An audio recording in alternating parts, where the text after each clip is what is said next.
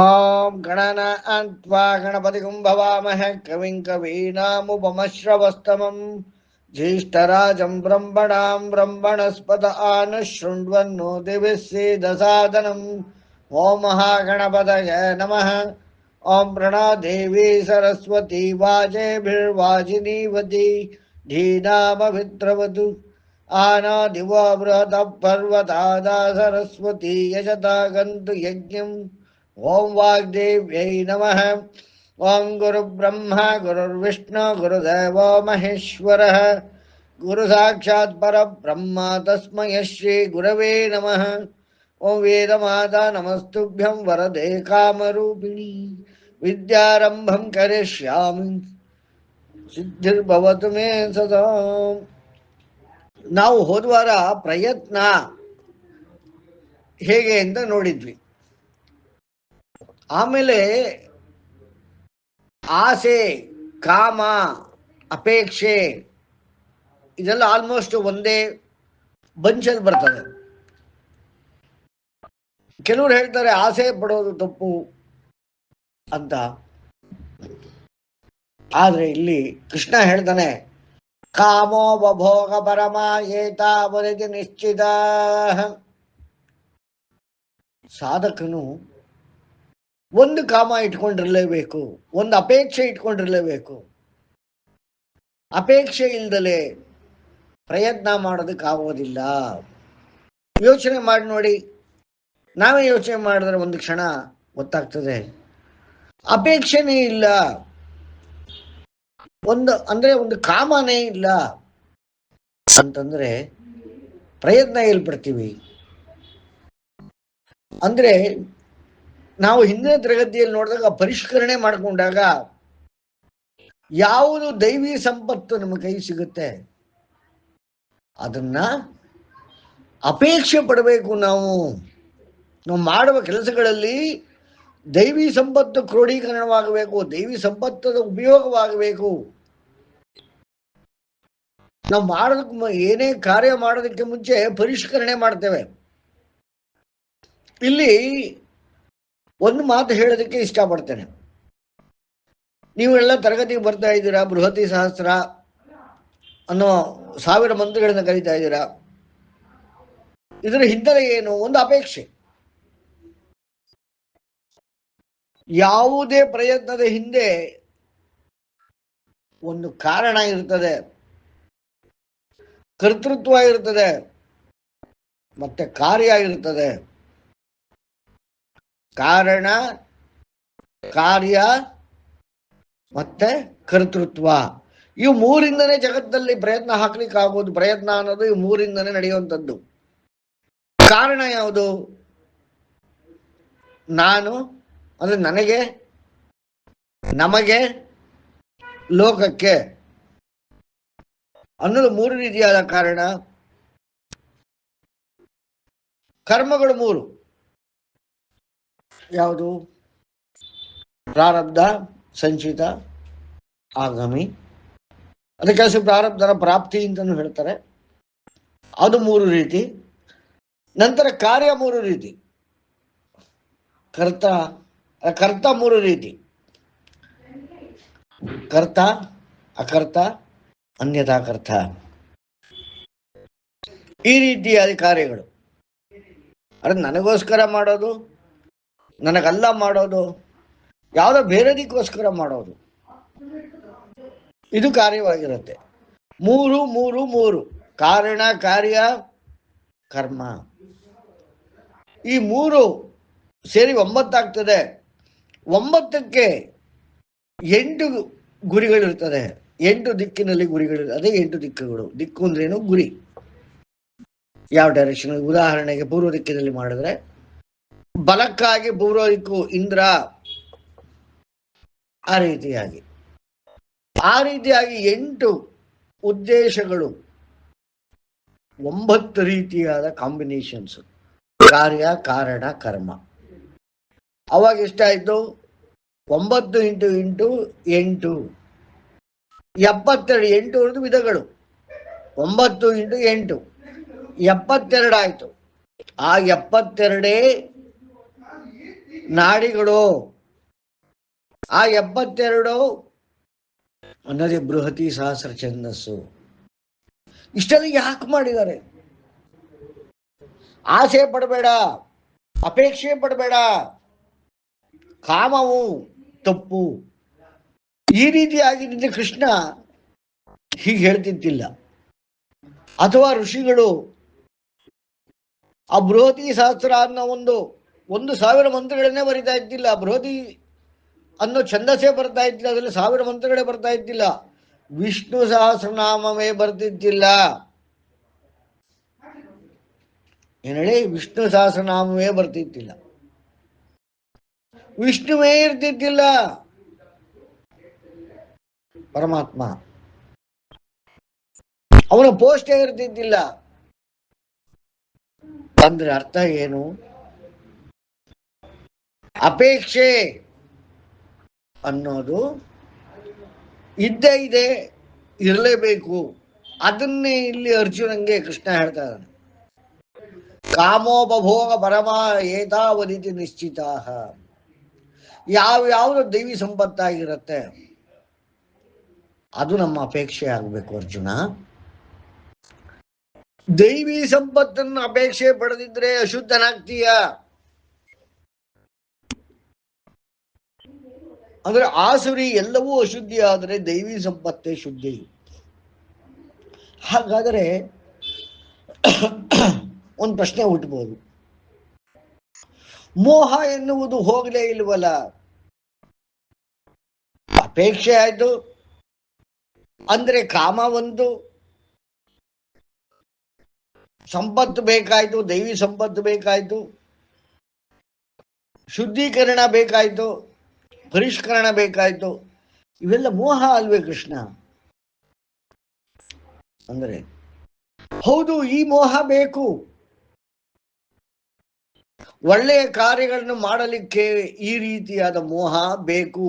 ದೈವಿ ಸಂಪತ್ತಿನ ಅಪೇಕ್ಷೆ ಪಡುವುದು ಒಂದು ರೀತಿಯಾದ ಮೋಹವೇ, ಸರಿಯಾದ ಮೋಹವೇ.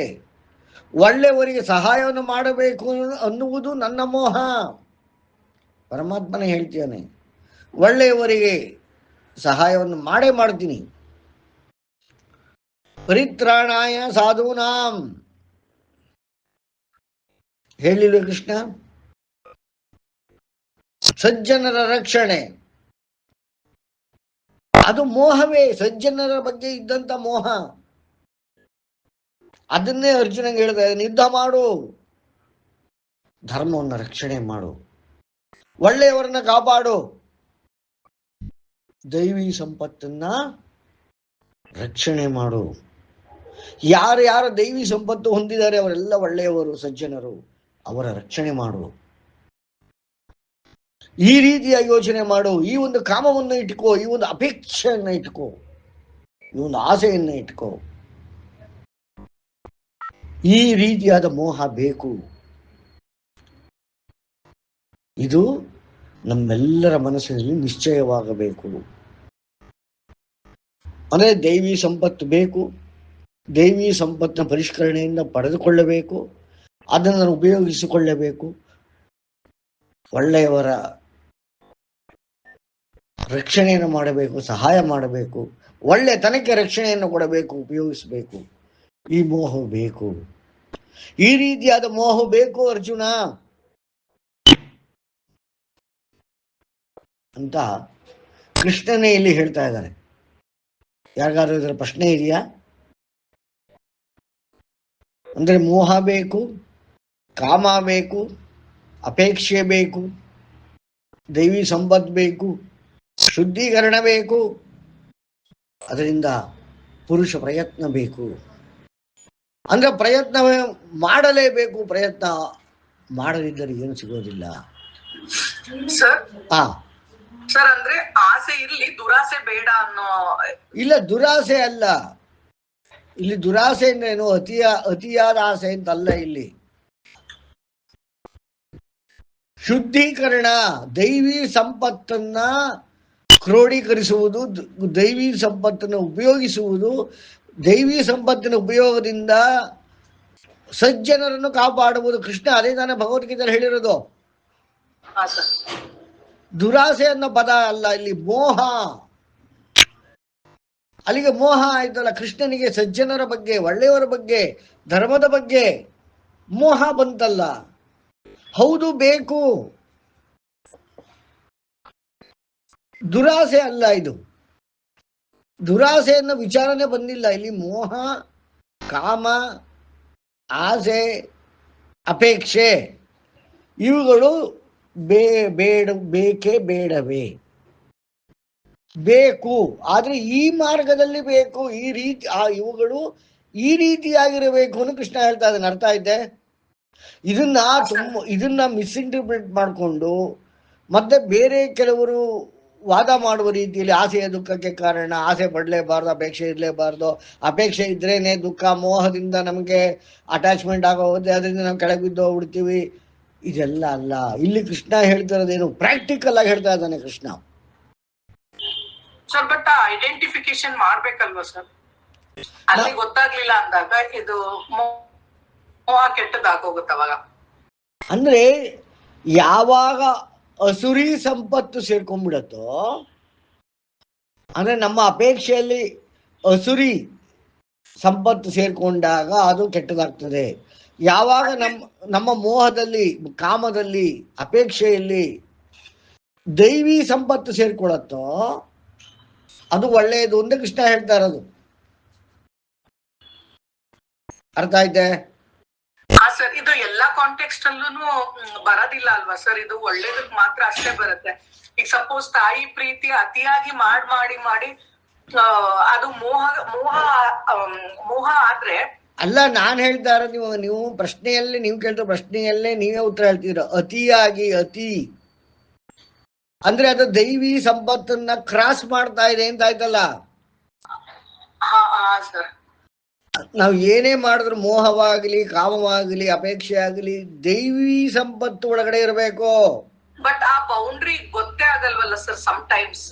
ಅದು ಆ ಐಡೆಂಟಿಫಿಕೇಶನ್ ಅದಕ್ಕೆ ಹೋದ ವಾರ ನಾವು ತರಗತಿ ಸರಿಯಾಗಿ ನೆನಪಿಟ್ಟುಕೊಂಡ್ರೆ, ಅದಕ್ಕಾಗಿ ವೇದ ಮತ್ತೆ ಸ್ಮೃತಿಗಳು.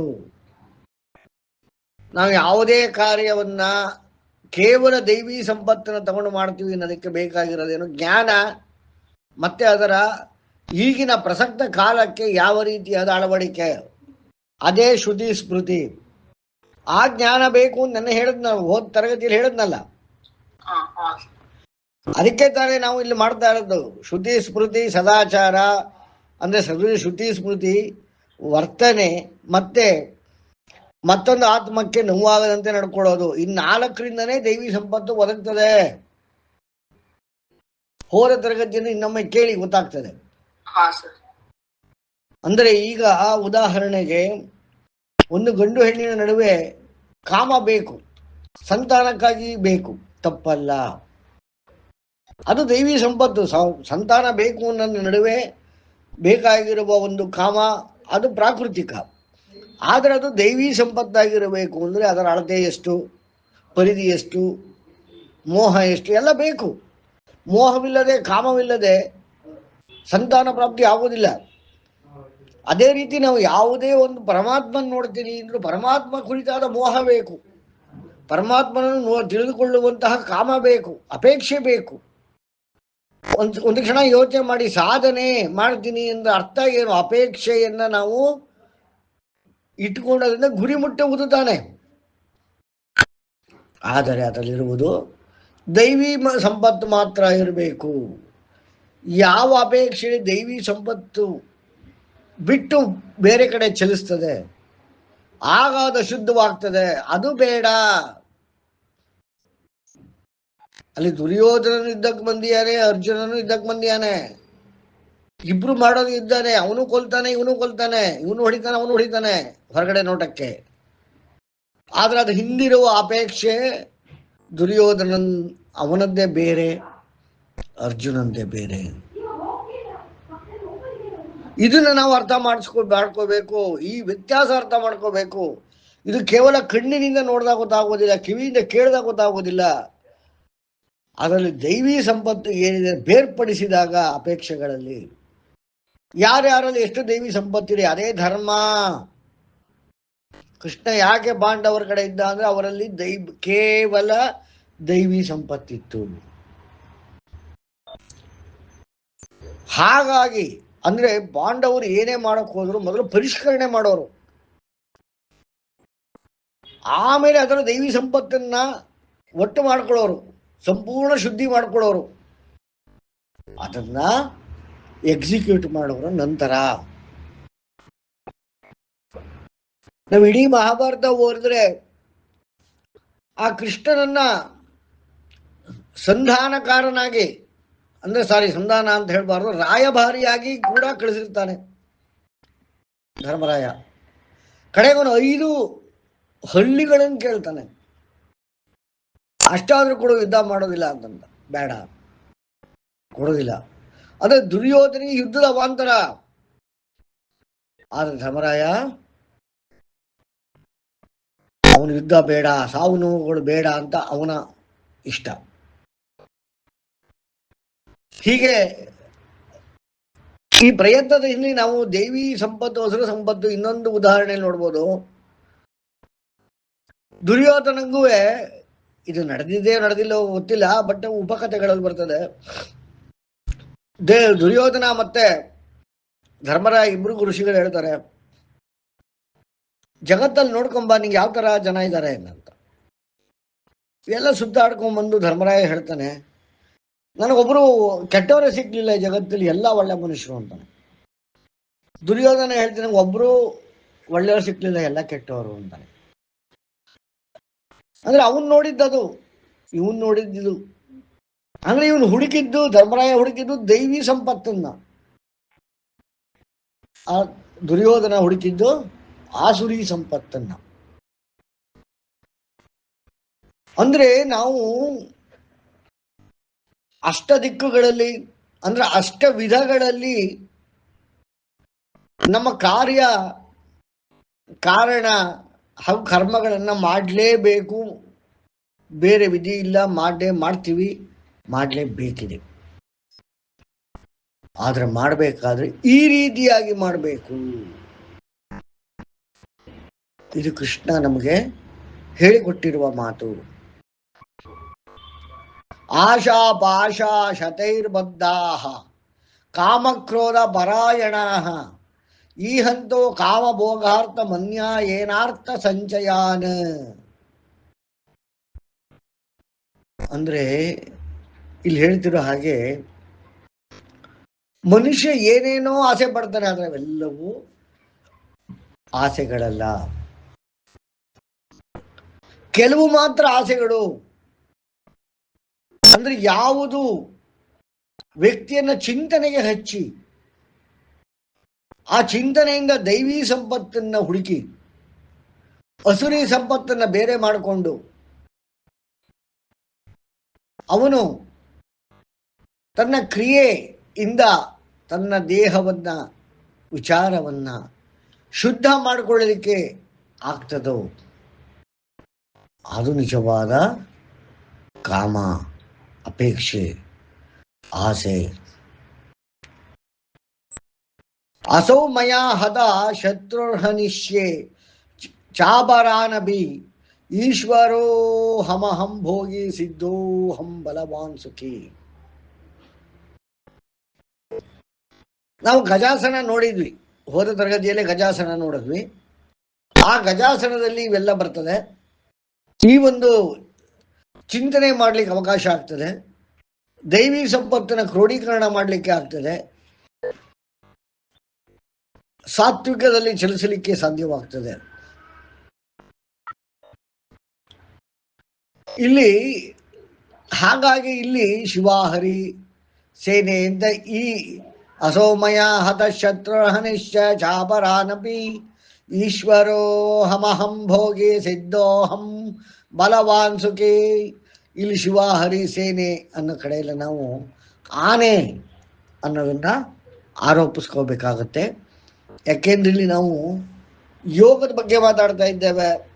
ಈ ಭಗವದ್ಗೀತೆಯಲ್ಲಿ ಅಡಗಿರುವಂತಹ ಯೋಗಶಾಸ್ತ್ರ ರಹಸ್ಯವನ್ನು ತೆಗಿತಾ ಇದ್ದೇವೆ. ಅಂದ್ರೆ ಗಜಾಸನ, ಈ ಗಜಾಸನದಿಂದ ಮಾಡೋದ್ರಿಂದ ಏನಾಗ್ತದೆ, ನಮ್ಮ ಪಾಸ್ಟ್ ಏನಿರ್ತದೆ, ನಮ್ಮ ಭೂತಕಾಲದಲ್ಲಿ ಏನೆಲ್ಲ ಡಾಟಾ ಬೇಸ್ ಇರ್ತದೆ, ನಮ್ಮ what we are, what is our past, ಅದನ್ನ ಅಲ್ಲೇ ಬಿಟ್ಟು ಮುಂದಕ್ಕೆ ಹೋಗಕ್ಕೆ ಸಾಧ್ಯವಾಗತ್ತೆ. ಅಂದ್ರೆ ನಮ್ಮ ಒಂದು ಹಳೆತನವನ್ನೇ ತೆಗೆದುಕೊಂಡು ಹೋಗೋದಲ್ಲ. ಯಾಕಂದ್ರೆ ನಮ್ಮ ಪ್ರಯತ್ನ ಈಗ ವಿಕಾಸದ ಕಡೆಗಿದೆ, ರೋಗ ಹೋಗಿಸಿಕೊಳ್ಳುವ ಕಡೆ ಇದೆ, ಶಾಶ್ವತ ಯೌವನವನ್ನ ತೆಗೆದುಕೊಳ್ಳುವ ಒಂದು ಕಾಲಘಟ್ಟವಿದೆ, ಇಚ್ಛಾ ಮರಣವಿದೆ. ಇದೆಲ್ಲವನ್ನು ಮಾಡಕ್ ಹೋಗ್ಬೇಕಾದ್ರೆ ನಾವು ನಾವಾಗೆ ಉಳ್ಕೊಂಡಿದ್ರೆ ಪರಿಣಾಮ ಎಲ್ಲಿ ಬರ್ತದೆ? ಬದಲಾವಣೆ ಬೇಕಲ್ಲ. ಏನಕ್ಕೆ ನಿಮ್ಮಲ್ಲಿ ಕೆಲವರಿಗೆ ಗಜಾಸನ ಹೇಳ್ಕೊಟ್ಟಿದ್ದೀನಿ, ಗಜಾಸನ ಮಾಡ್ತಿದ್ದೀರ ನೀವು ನೆನ್ನೆ ಆಗಿದ್ದೆ ಇವತ್ತು ಆಗಿದ್ರೆ, ಇವತ್ತಾಗಿರೋದು ನಾಳೆ ಆಗಿದ್ರೆ, 10 ವರ್ಷದಿಂದ ಆಗಿರೋದು ಇವತ್ತು ಅದೇ ಆದರೆ ಪ್ರಯೋಜನ ಏನು ಆಗೋದಿಲ್ಲ, ಮುಂದಕ್ಕೆ ಹೋಗಕ್ಕೆ ಆಗೋದಿಲ್ಲ, ಸಾಧನೆ ಆಗೋದಿಲ್ಲ. ಸಾಧನೆಯಿಂದ ಏನಾಗಬೇಕು?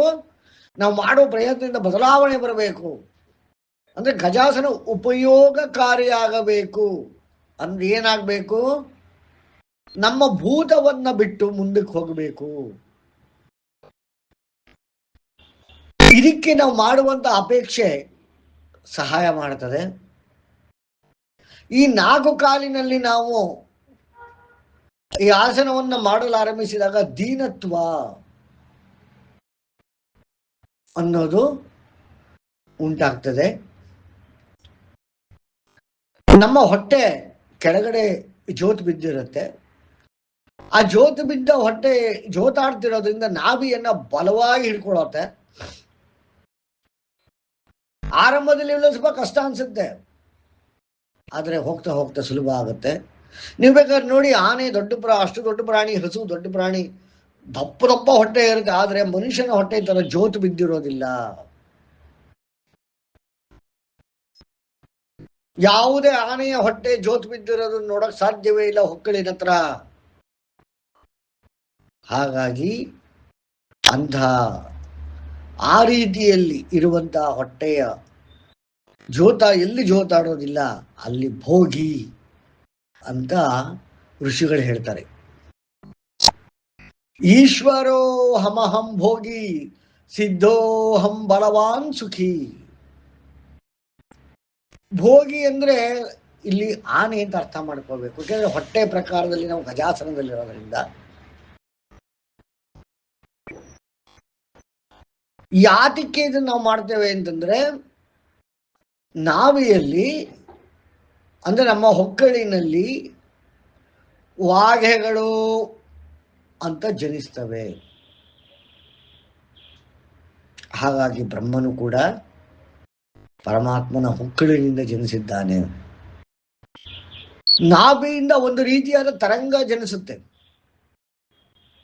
ಇದು ಪರ ಕಮ್ಯುನಿಕೇಶನ್ 4 ತರ ಇದೆ. ಸಂವಹನ, ಪರ, ಪಶ್ಯಂತಿ, ಮಧ್ಯಮ, ವೈಖರಿ. ನಾವು ಮಾತಾಡ್ತಾ ಇರೋದು 4ನೇದು ವೈಖರಿ. ಈ ವೈಖರಿ ಬರೋದರಿಂದ ಮಧ್ಯಮದಿಂದ. ಈ ಮಧ್ಯಮ ಎಲ್ಲಿಂದ ಬರ್ತದೆ? ಪಶ್ಯಂತಿಯಿಂದ. ಪಶ್ಯಂತಿ ಎಲ್ಲಿಂದ ಬರ್ತದೆ? ಪರದಿಂದ. ಪರ ಎಲ್ಲಿ ಹುಡ್ತದೆ? ನಮ್ಮ ನಾಭಿಯಿಂದ. ಈ ರೀತಿ 8 ರೀತಿಯಾದ ತರಂಗಗಳು ನಮ್ಮ ಹೊಕ್ಕಳಿನಲ್ಲಿ ಜನಿಸ್ತವೆ. ಅದು ವಾಘೆಗಳು ಅಂತ ನಾವು ಕರಿತೀವಿ. ಇದು ವಿಶ್ವದ ನಾದ, ವಿಶ್ವದ ತರಂಗದಿಂದ ಇದು ಜನಿಸುತ್ತದೆ. ನಾವು ಧ್ಯಾನಾಸಕ್ತರಾಗಿ ಕೂತ್ಕೊಂಡ್ರೆ ಕೆಲವು ಸಲ ಇದು ಕವ ಕವ ಕವ ಕವ ಕವ ಕವ ಕವ ಕವ ಕವ ಕವ ಅನ್ನೋ ಹಾಗೆ ಕೇಳಿಸುತ್ತೆ ನಮಗೆ. ಗ್ಯಾಸ್ಟ್ರಿಕ್ ಇಂದ ಅಲ್ಲ ಇದು. ಇದನ್ನ ವಾಘೆ ಅಂತ ಕರೀತಾರೆ. ಹಾಗಾಗಿ ಈ ಆಸನ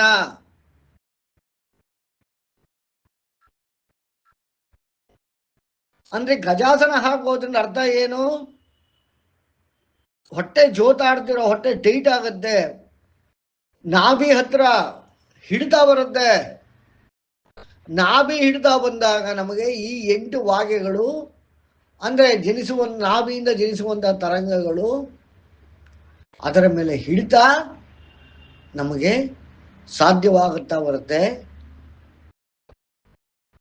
ಯಾವಾಗ ಈ ವಾಘೆಗಳ ಹಿಡಿತ ನಮಗೆ ಸಾಧ್ಯವಾಗ್ತದೆ, ಆಗ ದೈನ್ಯತೆ ಅನ್ನೋದು ನಮಗೆ ಸಿಗ್ತಾ ಹೋಗುತ್ತೆ. ಹೀಗಾದಾಗ ಮಾತ್ರ ಸಾಧಕನು ಸುಖವಾಗಿರಲು ಸಾಧ್ಯ. ಅದನ್ನೇ ಇಲ್ಲಿ ಹೇಳ್ತಾ ಇರೋದು. ಈಶ್ವರಾಹಮಹಂ ಭೋಗಿ ಸಿದ್ಧೋಹಂ ಬಲವಾನ್ ಸುಖಿ. ಇಲ್ಲಿ ಇದನ್ನೇ ಹೇಳ್ತಾ ಇದೆ. ಯಾರಿಗೆ ವಾಯುಗಳ ಮೇಲೆ ಹಿಡಿತಾ ಬರ್ತದೆ ಆಗ ಆ ಸಾಧಕ ಸುಖಿ ಆಗ್ತಾನೆ. ಅಹಂಕಾರ ಇದ್ದಾಗ ಏನಾಗ್ತದೆ, ನಾನು ನನ್ನದು ಸಪರೇಟ್ನೆಸ್ ಬಂದ್ಬಿಟ್ಟು ಆ ದೈವಿ ಸಂಪತ್ತು ಮತ್ತೆ ಸತ್ಯವ ದೈವಿ ಸಂಪತ್ತು ಪ್ರಕಾರವಿದ್ದ ವಿಚಾರಕ್ಕೆ ನಮ್ದು ಅಲೈನ್ಮೆಂಟ್ ಆಗೋದಿಲ್ಲ. ದೈನ್ಯತೆ ಬಂದಾಗ ಏನಾಗ್ತದೆ, ಆ ವಿಚಾರಕ್ಕೆ ನಾವು ಅಲೈನ್ ಆಗ್ತೇವೆ. ಯಾವಾಗ ಅಹಂಕಾರವಿರದ ನಾನತ್ವವಿರದ ದೈನ್ಯತೆ ಪ್ರಾಪ್ತವಾಗಿ ಆ ದೈವಿ ಸಂಪತ್ತಿನ ವಿಚಾರಕ್ಕೆ ನಾವು ನಮ್ಮನ್ನು ನಾವು ಸಮಾನರಾಗಿ ಮಾಡ್ಕೋತೇವೆ, ಆಗ ಸುಖ ಬರ್ತದೆ. ಇಲ್ಲದಿದ್ದರೆ ಕಾನ್ಫ್ಲಿಕ್ಟ್ ಆಗತ್ತೆ. ಕಾನ್ಫ್ಲಿಕ್ಟ್ ಇಂದ ಸುಖವಿರೋದಿಲ್ಲ, ಅಲೈನ್ಮೆಂಟ್ ಇಂದ ಸುಖ ಆಗ್ತದೆ. ಇಲ್ಲಿ ದೈನ್ಯ ಅಂತಂದ್ರೆ ನಾವು ಆಳುಗಳಾಗ್ಬಿಟ್ವಿ, ದೀನರಾಗ್ಬಿಟ್ವಿ ಅಂತಲ್ಲ. ದೈನ್ಯತೆ ಅಂದ್ರೆ ಏನು, ನಾವು ಹಿಂದಿನ ತರಗತಿ ಮತ್ತೆ ಈಗಿನ ಸ್ವಲ್ಪ ಹೊತ್ತಿನ ನೋಡ್ಕೊಂಡ್ ಬಂದಲ್ಲ, ಗಳಿಸಿದ ವಿಚಾರದ ದೈವಿಕ ಸಂಪತ್ತಿನ ವಿಚಾರವನ್ನು ಗಳಿಸಿದಾಗ ಅದ್ರ ಜೊತೆ ನಮ್ಮ ಅಲೈನ್ಮೆಂಟ್ ಮಾಡ್ಕೋಬೇಕಲ್ಲ. ಅದಕ್ಕೆ ದೈನ್ಯತೆ ಸಹಾಯ ಮಾಡ್ತದೆ. ಆ ದೈನ್ಯತೆ ಅನ್ನೋದು ನಮಗೆ ಗೊತ್ತಾಗೋದಿಲ್ಲ. ಹಾಗಾಗಿ 4 ಕಾಲಿನಲ್ಲಿ ಗಜಾಸನದಲ್ಲಿ ನಿಂತಾಗ, ಗಜಪದ್ಮಾಸನದಲ್ಲಿ ಮಾಡಿದಾಗ ನಮಗೆ ಆ ದೈನ್ಯತೆ ಪ್ರಾಪ್ತಿಯಾಗ್ತದೆ. ಇಷ್ಟೆಲ್ಲ ಘಟನೆ ನಡೆದಾಗ ನಮಗೆ ಸುಖ.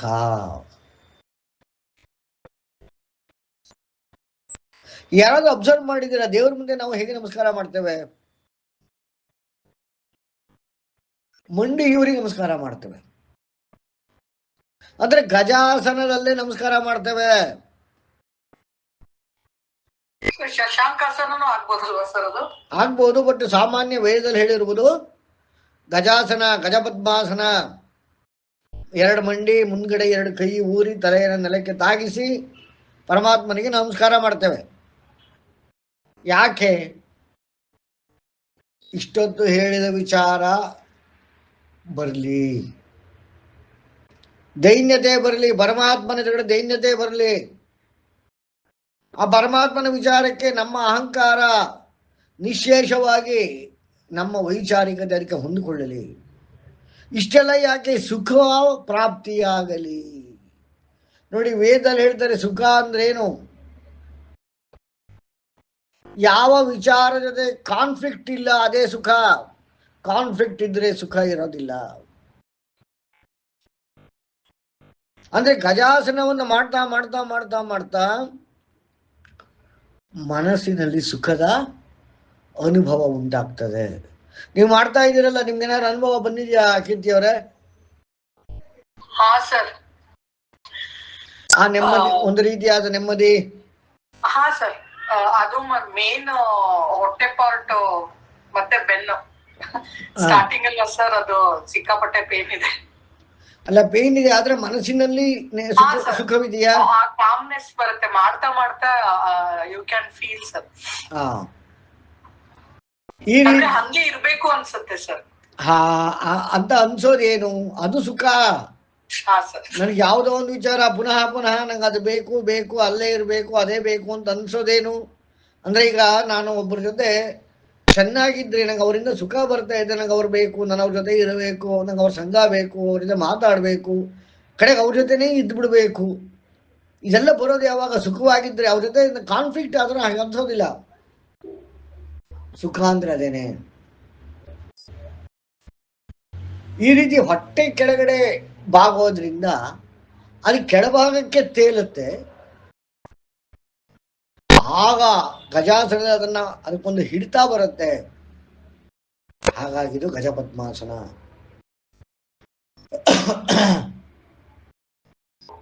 ಇದನ್ನು ಮಾಡ್ತಾ ಮಾಡ್ತಾ ಮಾಡ್ತಾ ಮಾಡ್ತಾ ಮಾಡ್ತಾ ಆ ನಾಭಿಯಲ್ಲಿರುವ ಹೊಟ್ಟೆಯಲ್ಲಿರುವ ಪದ್ಮ ಹೊಟ್ಟೆ ಭಾಗದಲ್ಲೇ ಕಾಣಿಸ್ತದೆ, ಹೊರಭಾಗದಲ್ಲೇ ಕಾಣಿಸ್ಲಿಕ್ಕೆ ಆರಂಭ ಆಗ್ತದೆ. ಅದನ್ನು ನಾವು 6 ಪ್ಯಾಕ್ ಅಂತ ಇವತ್ತು ವೆಸ್ಟರ್ನ್ ಅಲ್ಲಿ ಕರೀತಾರೆ. ಆ 6 ಪ್ಯಾಕ್ ಅಲ್ಲ, ಪದ್ಮ ರೀತಿಯಾದ ರಚನೆ ಹೊಟ್ಟೆಯಿಂದ ಕಾಣಿಸ್ಕೊಳ್ಳುತ್ತೆ.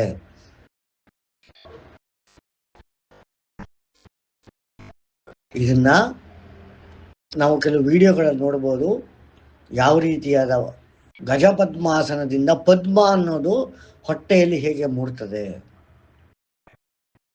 ಅನ್ನೋದನ್ನ ನೋಡ್ಬೋದು.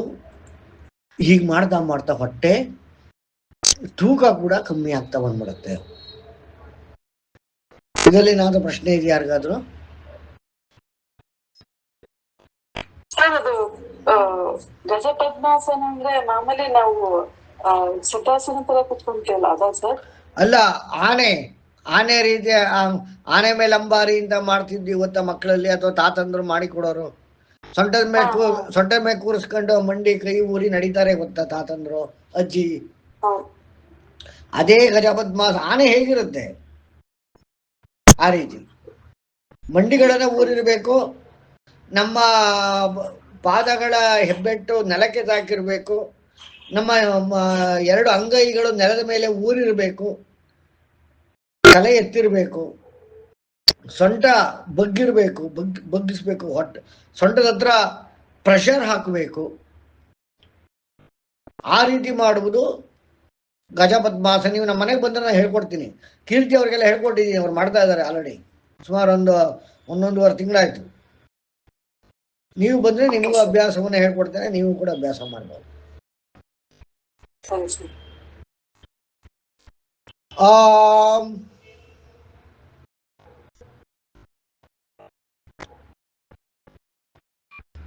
ಆಶಾ ಭಾಷಾ ಶತೈರ್ಬದ್ಧ ಕಾಮ ಕ್ರೋಧ ಪರಾಯಣ ಈ ಹಂತೆ ಕಾಮ ಭೋಗಾರ್ಥ ಮನ್ಯ ಏನಾರ್ಥ ಸಂಚಯಾನ.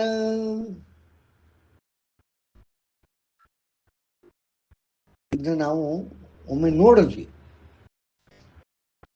ಇಲ್ಲಿ ಇನ್ನೂ ಒಮ್ಮೆ ಬರ್ತಾ ಇದೆ. ಯಾಕಿದನ್ನ ಅಂತಂದ್ರೆ, ಇಲ್ಲಿ ಕಾಮ ಅಂದ್ರೆ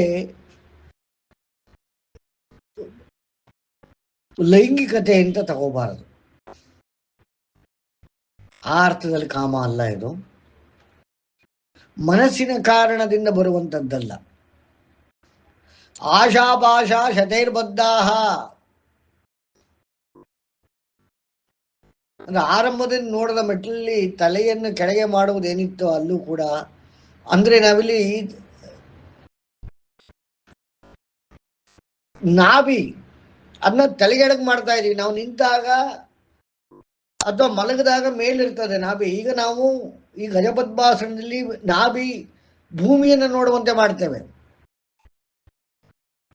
ಹಾಗಾಗಿ ಇದು ಬರ್ತಾ ಇದೆ. ಇಲ್ಲಿ ಸುರಭಿ ಕಾಮಧೇನು ಅಂದ್ರೆ ಇಲ್ಲಿ ಹಸು ಅಂದ್ರೆ ಆಸೆಯನ್ನ ಪೂರೈಸುವವಳು ಸುರಭಿ. ಅದೇ ಧೇನು ಮುದ್ರೆ, ಕಾಮಧೇನು ಮುದ್ರಾ ಅಂದ್ರೆ ದೇಹದ ನಾಭೆಯಲ್ಲಿ ಏನಾಗ್ತಿದೆ ಅಂತ ಧೇನು ಮುದ್ರೆ ಮಾಡುವವನಿಗೆ ಹೇಳ್ಕೊಡ್ತದೆ. ಈ ಧೇನು ಮುದ್ರೆ ದೇಹದ gastric problem, psychological imbalance, digestion problem, arthritis, sugar, ಇಷ್ಟಕ್ಕೆ ಇದು ಟ್ರೀಟ್ಮೆಂಟ್ನ ಥರ ವರ್ಕ್ ಆಗತ್ತೆ. ಇದು ಧೇನು ಮುದ್ರೆ, ಕಾಮಧೇನು ಮುದ್ರೆ. ಹೇಗೆ ಮಾಡೋದಿದ್ನ? ಬಲಗೈ ತೋರು ಬೆರಳನ್ನ ಎಡಗೈ ಮಧ್ಯದ ಬೆರಳಿಗೆ ಸೇರಿಸಬೇಕು. ಬಲಗೈ ತೋರು ಬೆರಳನ್ನು ಎಡಗೈ ಮಧ್ಯದ ಬೆರಳಿಗೆ ಸೇರಿಸಬೇಕು. ಎಡಗೈ ತೋರು ಬೆರಳನ್ನು ಬಲಗೈ ಮಧ್ಯದ ಬೆರಳಿಗೆ ಸೇರಿಸಬೇಕು. ಬಲಗೈ ಉಂಗುರ ಬೆರಳನ್ನು ಎಡಗೈ ಕಿರುಬೆರಳಿಗೆ ಸೇರಿಸಬೇಕು.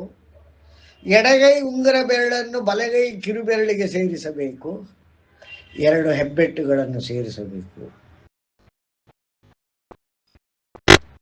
ಮಾಡ್ತೀರಾ? ದೇನು ಮುದ್ರೆ. ಬಲಗೈ ತೋರು ಬೆರಳನ್ನ ಎಡಗೈ ಮಧ್ಯದ ಬೆರಳ ಮೇಲೆ ಇಟ್ಕೊಳ್ಳಿ. ಎಡಗೈ ತೋರು ಬೆರಳನ್ನ ಬಲಗೈ ಮಧ್ಯದ ಬೆರಳಿಗೆ ಇಟ್ಕೊಳ್ಳಿ. ಸರ್ ವಿಡಿಯೋ ಮಾಡಿದ್ರೆ ಬಲಗೈ ಉಂಗುರ ಬೆರಳನ್ನ ಎಡಗೈ ಕಿರುಬೆರಳಿಗೆ ಇಟ್ಕೊಳ್ಳಿ. ಎಡಗೈ ಉಂಗುರ ಬೆರಳನ್ನ ಬಲಗೈ ಕಿರುಬೆರಳಿಗೆ ಇಟ್ಕೊಳ್ಳಿ. ಈ ತರ ಮಾಡೋದ್ರಿಂದ ಏನಾಗ್ತದೆ, ನಮ್ಮ ಸರ್ ಇನ್ನೊಮ್ಮೆ ಸರ್ ತೋರಿಸಿ ಸರ್ ಇದನ್ನೊಂದ್ಸರ್ತಿ. ಅದನ್ನ ನಾನು ಒಬ್ಬ ವಿಡಿಯೋದಲ್ಲಿ ನಾನು ತೋರಿಸ್ಕೊಡ್ತೇನೆ. ಓಕೆ ಸರ್ ಆನ್ ಆಗಿದೆ ಸರ್, ವಿಡಿಯೋ ಆನ್ ಆಗಿದೆ. ಓಕೆ, ಒಂದು ನಿಮಿಷ. ಓಂ ಗಣನಾನ್ವಾ ಗಣಪತಿಂ ಭವಾಮಹೇ ಕವಿಂ ಕವೀನಾಮುಪಮಶ್ರವಸ್ತಮಂ ಜ್ಯೇಷ್ಠರಾಜಂ ಬ್ರಹ್ಮಣಾಂ ಬ್ರಹ್ಮಣಸ್ಪದ ಆನುಶೃಣ್ವನ್ನೋ ದಿವಿಸ್ಸೇದಸಾದನಂ. ಓಂ ಮಹಾಗಣಪತಯೇ ನಮಃ. ಓಂ ಪ್ರಣಾದೇವಿ ಸರಸ್ವತಿ ವಾಜೇಭಿರ್ವಾಜಿನೀವತಿ ಧೀನಾಮವಿತ್ರವತು. ಆನಾದಿವ ಬೃಹತ ಪರ್ವತಾದ ಸರಸ್ವತಿ ಯಜತಾ ಗಂತು ಯಜ್ಞಂ. ಓಂ ವಾಗ್ದೇವ್ಯೈ ನಮಃ. ಓಂ ಗುರು ಬ್ರಹ್ಮ ಗುರುರ್ವಿಷ್ಣು ಗುರುದೇವೋ ಮಹೇಶ್ವರಃ. ಗುರು ಸಾಕ್ಷಾತ್ ಪರಬ್ರಹ್ಮ ತಸ್ಮೈ ಶ್ರೀ ಗುರವೇ ನಮಃ. ಓಂ ವೇದಮಾತಾ ನಮಸ್ತುಭ್ಯಂ ವರದೆ ಕಾಮರೂಪಿಣಿ. ವಿದ್ಯಾರಂಭಂ ಕರಿಷ್ಯಾಮಿ ಸಿದ್ಧಿರ್ಭವತು ಮೇ ಸದಾ.